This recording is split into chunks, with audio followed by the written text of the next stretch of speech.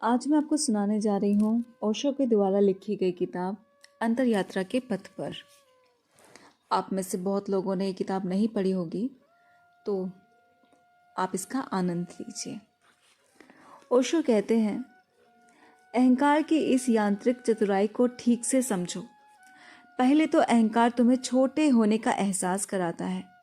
तुम्हारे अंदर एक तरह का ही भाव उत्पन्न करता है कि मैं इस इतने बड़े संसार में कितना अधिक छोटा हूँ। मुझे बड़ा बनना है। बड़ा बनना है धन कमाकर, बड़ा बनना है शक्ति और सत्ता पाकर। मुझे राष्ट्राध्यक्ष अथवा प्रधानमंत्री अथवा कुछ अन्य बनना है। अहंकार तुम्हें सीमित होने का एहसास कराता है और कोई भी व्यक्ति सीमाओं में आबद्ध नहीं रहना चाहता। जब बड़ा बनते हो तुम उतने ही अहंकारी बन जाते हो, क्योंकि अब तुम अहंकार को अपने साथ लिए चल रहे हो। इसकी निरर्थकता को ठीक से समझो। तुम जितने अधिक बड़े बनते जाते हो, तुम सोचना शुरू कर देते हो, अब मैं भी कुछ हूं। और तुम जितने ही अधिक अहंकारी बनते हो, तुम्हें अनुभव होता है कि तुम उतने ही अधिक छोटे बन गए हो। यह विरोधाभासी प्रतीत होता है। तुम जितने अधिक बड़े बनते हो, तुम्हें उतना ही अधिक छोटा होने का एहसास होता है और फिर बार बार और बड़ा बनने की कामना उत्पन्न होती है। अहंकार के साथ कभी भी व्यक्ति बड़ा नहीं बन सकता, यह असंभव है। केवल अहंकार गिराते ही कोई भी अचानक बड़ा बन जाता है। बड़ा ही नहीं, वास्तव में वह असीम हो जाता है, क्योंकि तब तुम्हारी कोई सीमाएं नहीं रहती। और यदि वहां सीमाओं का कोई अस्तित्व रहता भी है, तो वह तुम्हारी ही सीमाएं हैं और वहां कुछ भी नहीं है। अस्तित्व तो बिना सीमाओं के असीम है। उसके कहीं भी अंत होने की कोई संभावना ही नहीं है, न तो समय में और न स्थान में।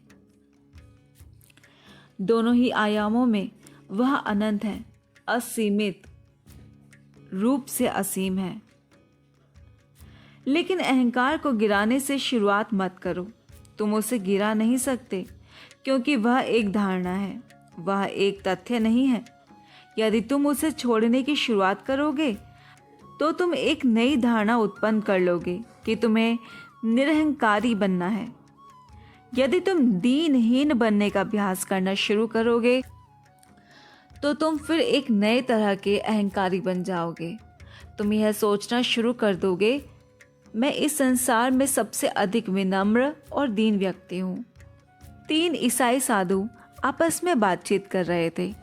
उनमें से पहला साधु शरीर को सताने वाली कठोर साधना करने वाले ट्रैपिस्ट संप्रदाय का था। उसने कहा, जहाँ तक एक तपस्वी योगी होने का संबंध है, कोई भी व्यक्ति हम लोगों का मुकाबला नहीं कर सकता। ट्रैपिस्ट साधु वास्तव में सभी तरह के ईसाई साधुओं में सबसे अधिक मानसिक रूप से विक्षिप्त व्यक्ति की भांति होते हैं। दूसरा साधु कैथोलिक था। उसने कहा, आप ठीक कह रहे हैं, लेकिन जहाँ तक धर्मशास्त्रों के ज्ञान का संबंध है, हम लोगों की बराबरी कोई भी नहीं कर सकता। और वे दोनों उस तीसरे बैप्टिस्ट साधु की ओर देखने लगे। वे चाहते थे कि उसके पास भी जो अच्छाइयाँ और गुण हों, वह भी उनकी घोषणा करे। उस साधु ने कहा, जहाँ तक तपस्वी योगी होने का संबंध है, हम लोग कहीं भी नहीं ठहरते, और जहाँ तक ज्ञान का संबंध है, हम लोग कुछ भी नहीं हैं। लेकिन जहाँ तक विनम्रता का संबंध है, हम लोग सभी से ऊंचे हैं, शीर्ष पर हैं। विनम्रता, और हम लोग शीर्ष पर हैं। मनुष्य का अहंकार इसी तरह से कार्य करता है। तुम इसे छोड़ नहीं सकते, क्योंकि वह है ही नहीं। तुम उसे गिराओगे कैसे? तुम किसी ऐसी चीज को गिरा सकते हो जो अस्तित्व में हो। तुम उससे लड़ नहीं सकते। तुम किसी ऐसी चीज से कैसे लड़ सकते हो जो हो ही नहीं? तुम उसे मार भी नहीं सकते। तुम उसे कैसे मार सकते हो जो है ही नहीं? तब तक व्यक्ति आखिर क्या कर सकता है? एक व्यक्ति केवल उसे समझ सकता है। एक व्यक्ति उसकी यांत्रिक प्रक्रियाओं को समझ सकता है कि यह पूरी काल्पनिक धारणा किस तरह कार्य करती है। यदि एक बार तुम इस काल्पनिक धारणा के आर पार उसमें से गुजर कर उसे एक कोने से दूसरे कोने तक, ए से जेड तक अच्छी तरह समझ लो, तो तुम पाओगे कि तुम्हें उसे गिराने की कोई ज़रूरत नहीं। उस अंतर्दृष्टि से देखने और समझने में ही वह स्वयं मिट गया। वास्तव में यह कहना भी ठीक नहीं है कि वह मिट गया अथवा विसर्जित हो गया। वह कभी था ही नहीं। तुम्हें यह अनुभव होगा कि तुम ऐसी चीज़ पर विश्वास कर रहे थे जिसका कोई अस्तित्व था ही नहीं। वह शुरू से ही वहाँ नहीं थी। यह ठीक इस तरह है जैसे मानो तुम एक कमरे में ठहरे हुए हो। कोई व्यक्ति तुमसे कहे कि इस कमरे में एक भूत रहता है। अब तुम सो नहीं सकते। ऐसा इसलिए नहीं कि वहाँ कोई भूत है। यह वह विचार अथवा धारणा है कि वहाँ कोई भूत है, और यदि तुम्हें नींद आ गई तो वहाँ कुछ भी खतरा होकर तुम्हारा खून पी सकता है अथवा कुछ और कर सकता है। भूत बहुत ही अविश्वसनीय लोग होते हैं। कोई कभी भी नहीं जान पाता कि भूत आखिर करेगा क्या। तुम सोच नहीं सकते। और नींद जितनी अधिक कम होती है तुम उतने ही अधिक थक जाते हो और तुम्हें भूत में विश्वास होने लगेगा, क्योंकि तुम जितने अधिक निर्बल होते जाते हो भूत उतना ही मजबूत होता जाता है। आधी रात में जब पूरा संसार गहरी नींद में सो रहा होता है और प्रत्येक चीज़ खामोश होती है, तुम और अधिक भयभीत हो जाओगे, क्योंकि तुम अकेले हो। प्रत्येक व्यक्ति सो गया है और यहाँ तक कि सड़क का यातायात भी रुक गया है। अब यहाँ कोई भी नहीं है।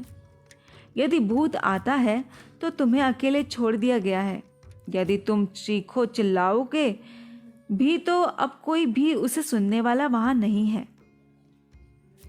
अब तुम और अधिक मुसीबत में पड़ जाओगे और एक छोटा सा चूहा गुजर जाता है अथवा बाहर पेड़ पर बैठी कोई चिड़िया पंख फड़फड़ाने लगती है अथवा कोई सूखा पत्ता हवा में खड़खड़ाता हुआ सड़क पर गिरने लगता है, तो यह पर्याप्त है। तुम अपनी पूरी चेतना खो सकते हो और वहाँ शुरू से ही कुछ भी न था। यह सभी कुछ तुम्हारा ही सृजन है।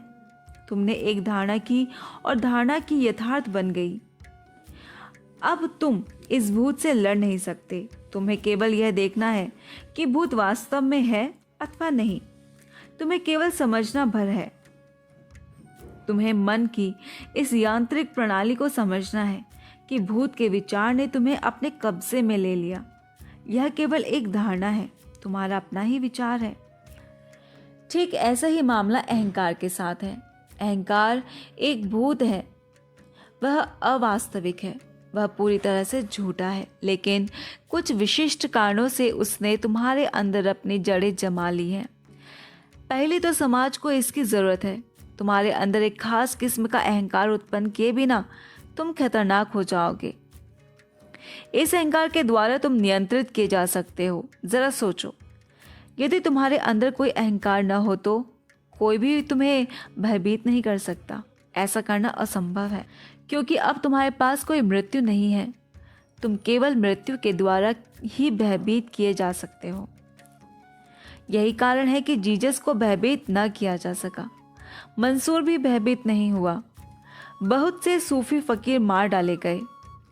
जब मंसूर का सिर कलम किया जाने वाला था तो उसे मरता देखने के लिए 1,00,000 लोगों की भीड़ उमड़ पड़ी थी और वह हंसे ही जा रहा था, एक पागल की तरह ठहाके लगा रहा था। इसलिए किसी ने उससे पूछा, मंसूर, कहीं तुम पागल तो नहीं हो गए? वे तुम्हारी हत्या करने जा रहे हैं और तुम हंस क्यों रहे हो? यह तो मौत आ रही है। क्या तुम इस तथ्य के प्रति सचेत नहीं हो? और मंसूर ने जवाब दिया, मैं इसी वजह से तो हंस रहा हूं। ये लोग किसी ऐसे व्यक्ति को मारने जा रहे हैं जो है ही नहीं। यह पूरी बात ही बेतुकी और हास्यास्पद है। इससे मैं हंस रहा हूँ। यह ऐसा है जैसे मानो कोई एक लहर को मारने जा रहा हो हो सकता है कि लहर स्वयं मिट जाए, लेकिन तुम एक लहर को कैसे मार सकते हो? वह रहेगी तो सागर में ही, वह फिर भी रहेगी वहाँ, वह पूरी तरह से वहीं रहेगी जैसी वह पहले थी। केवल वह आकृति नहीं रहेगी, लेकिन रूप या आकृति के न रहने से कोई फर्क नहीं पड़ता। मंसूर कहता है, ये लोग किसी ऐसे व्यक्ति को मारने का प्रयास कर रहे हैं जो पहले ही से वहां है ही नहीं, और यही कारण है मेरे हंसने का।